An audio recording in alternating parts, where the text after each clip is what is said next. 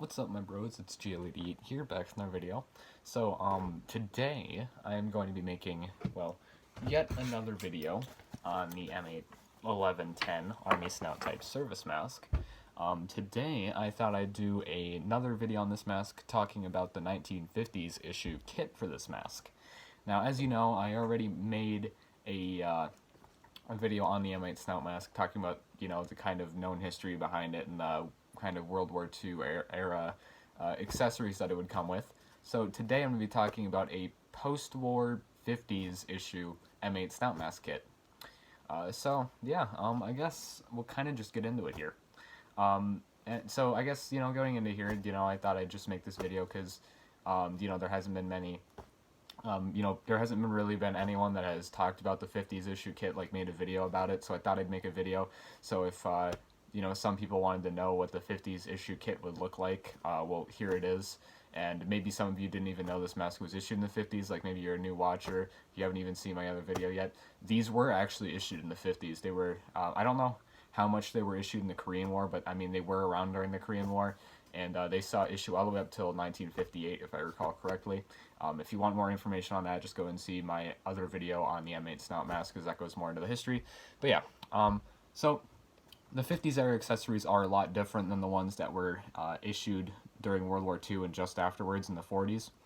The 50s kit had quite a few changes and a lot of things were dropped on it, so and it was quite simplified, so I guess we'll kind of just get into this. So obviously, starting off here, you got your carrier. It's the same as the World War II era ones, just World War II stock carrier. So I guess opening it up here, I'll pull out the accessories and the mask here. So taking out all the accessories that would be issued with this mask, as well as the mask,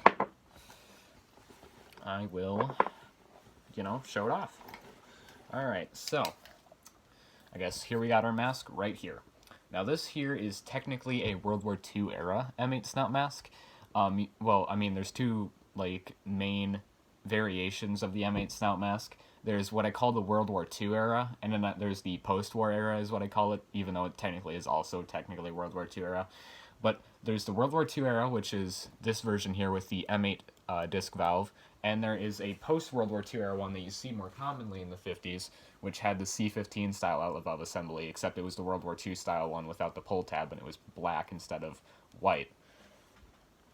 But, those were commonly seen in a lot of the stuff in the 50s. A lot of the ones had the C-15s on them, and then all the manuals during the time period, they would show M8 Snout masks with the C-15 valves, and they stated that they came with C-15 valves. So, I guess that's kind of interesting. I don't necessarily know why all the manuals state that the mask in the 50s would come standard with the C-15 valve when all the surviving examples today have M8 valves like this one. I couldn't quite tell you why that is, but anyways, I guess getting that aside, these were still issued in the 50s, the ones with the M8 valves. I've seen original 50s kits with the older style M8 valves, so it's not too historically inaccurate to do this, this was seen in the 50s. It just seems that it could have been more common to see the ones with the C-15 valves, even though you can't seem to find those anywhere anymore. I mean, M8 Snout masks are harder to find in general, but finding the ones with the C-15s is even harder. But yeah, anyways. So you got your M8 Snout mask face piece, either the World War II era one or the post-war one with the C-15. And then also you got your canister, which this is the later canister since this is a 50s kit, so it's a light gray painted canister, just like the ones that'd be issued with the M9. So as you can see, it's identical. It's now, unlike the one in my other video, it's not the darker shade World War II era one. It's a, the 50s lighter gray one.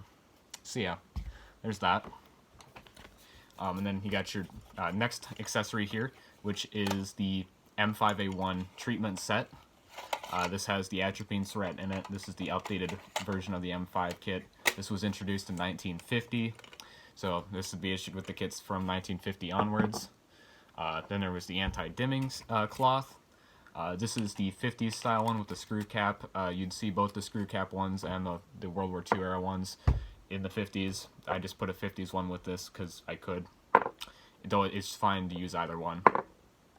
And then you got your M1 waterproofing bag. Now this is kind of an interesting thing. I know some people be like, well, how the hell do you know that this was issued with an M1 waterproofing bag? Well, I mean, I was looking through TN 3205 1955, and it does state that this would be issued with an M8 snout mask. And this was introduced in 1951 alongside the M9-11. So chances are it was probably issued with this kit from 1951 onwards. So yeah, this was another standard accessory.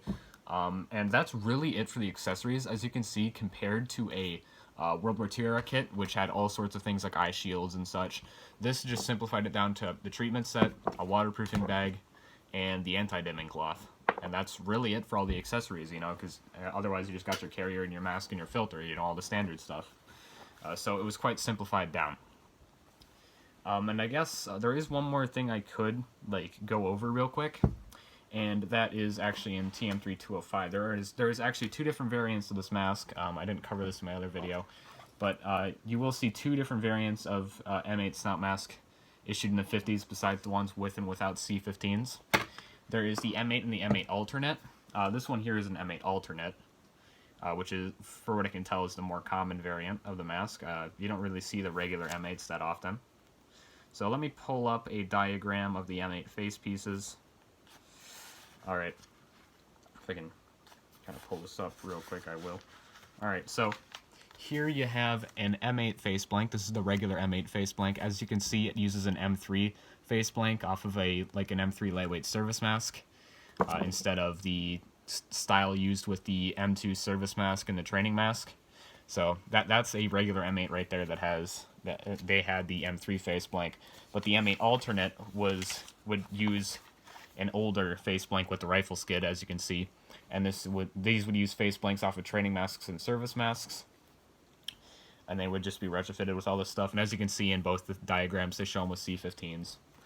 But yeah, there were two variants of the M8 snout mask that were issued during that time period, and that was the M8 and the M8 alternate. And like I said, this is an M8 alternate, but you see the M8 alternate's more common than the regular M8s for whatever reason.